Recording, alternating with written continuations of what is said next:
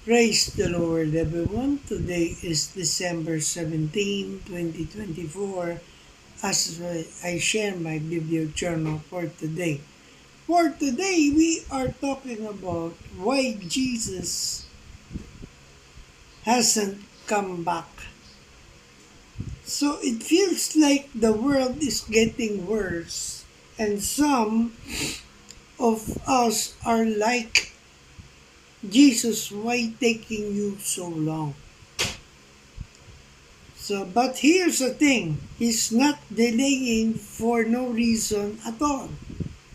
For the Bible tells us in 2 Peter chapter 3 verse 9, for the Bible said, the Lord is not slack concerning his promise, as some men count slackness, but is long-suffering to usward, not willing that any should perish, but that all should come to repentance.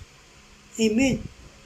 So you see, Jesus is holding back because the love for the people or for his creation is giving them more time for many of us as much as possible to turn to him.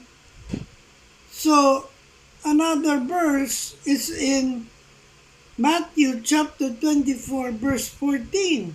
For the Bible said, this gospel of the kingdom shall be preached in all the world for a witness unto all nations, and then shall the end come.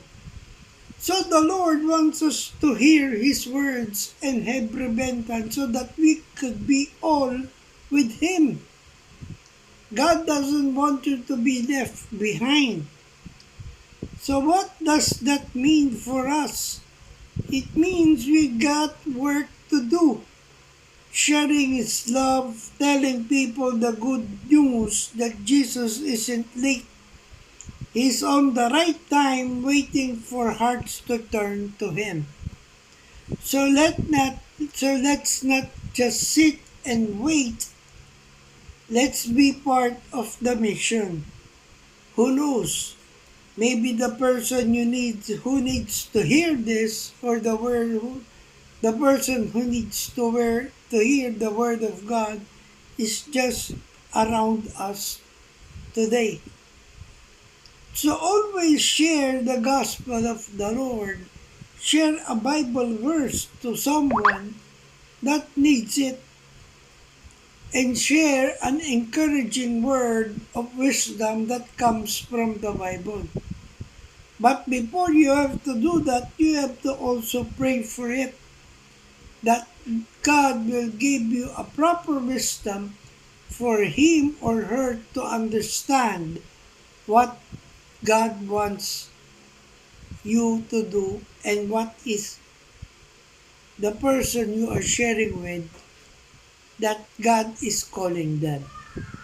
So I hope I have inspired you with this video journal of mine. Remember, we are on a mission. Keep the fire burning, for we live to serve God. Stay safe and God bless everyone. Good morning.